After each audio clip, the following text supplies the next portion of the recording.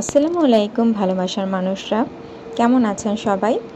অবশ্যই ভালো আছেন, খাচ্ছেন দাচ্ছেন, আনন্দ করছেন। আজকে নিয়ে আসলাম আমার পছন্দের মানুষের জন্য পছন্দের একটা খাবার। প্রথমেই মুরগিটা ভালো করে পরিষ্কার করে নিয়ে চলে গেলাম চুলার পাড়ে। পেঁয়াজ কেটে নিয়ে তেলের মাঝে দিয়ে ভালো করে বেরেস্তা করে নেব। বেরেস্তা অবশ্যই আমার সাথে থাকতে থাকতে শিখে গেছেন। তো আমি বেরেস্তাটা সাইড করে রেখে তুলতে তুলতে তৈরি করে নেব আমাদের আসল কাজটা। দেখুন ক্রিস্পি হয়ে গেছে। এখন সাইড করে রেখে এই যে ওনাদের দুজনকে দিয়ে দিলাম তেলের মাঝে। ভালো করে কোনো মশলা ছাড়াই ধুয়ে জাস্ট তেলের মাঝে ধুয়ে নিচ্ছি।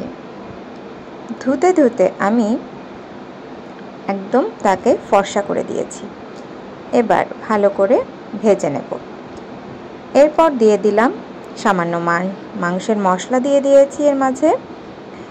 এরপরে ভেজে নিচ্ছি। এখনও কোনো বাটা মশলা ইউজ করিনি।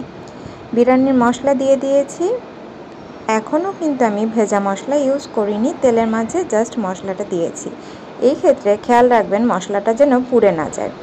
আমি এরপর লাল বউ সাজিয়ে দিলাম মরিচ দিয়ে, একদম মরিচ দিয়ে তাদের বউ সাজিয়ে সুন্দর করে পরিপাটি করে রেখেছি। এরপর দিয়ে দেব পেঁয়াজ বাটা, আদা রসুন পেস্ট এবং এর মাঝে দিয়ে দেব সামান্য গরম মশলার গুঁড়া। এই তো হয়ে গেল ভাজা, কিন্তু এখনও বাকি আছে তাদের সিদ্ধ হওয়া। এই জন্য আমি এখানে ব্যবহার করব সামান্য পানি। মশলাটা ভাজার খুব সুন্দর করে হতে হবে। গরম পানি ইউজ করলাম সামান্য, কারণ মুরগিটা অলমোস্ট ডান। এরপর পানিটা শুকিয়ে আসলে ভালো করে উল্টে পাল্টে বউ দুজনকে রান্না করে নিচ্ছি। দেখতেই পাচ্ছেন খুব সুন্দর করে রান্না করে নিচ্ছি। লোভনীয় দেখাচ্ছে এখনও অনেক কাজ বাকি, তাই না? তো আমি কিন্তু মশলাগুলো ভালো করে তাদের মাঝে নেড়ে চেড়ে দিয়ে দিচ্ছি। এক ভাই আমাকে আলু গিফট করেছিল, এগুলো দিয়ে দিলাম। তারপর সামান্য মটরশুঁটি দিয়ে দিলাম। সাইড করে মশলার মাঝেই ভালো করে ভেজে নেব। খুব সুন্দর করে ভাজতে ভাজতে আমি এর মাঝে সামান্য লবণ দিয়ে ভালো করে ভাজতে থাকলাম।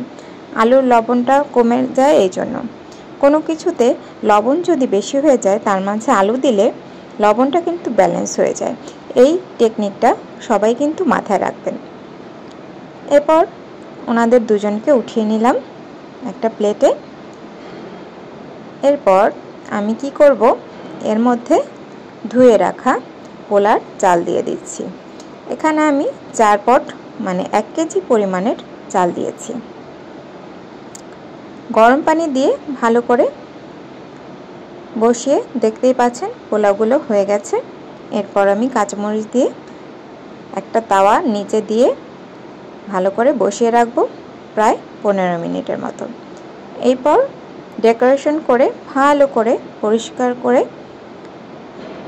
বেরেস্তাগুলো দিয়ে দেব। আল্লাহ হাফেজ।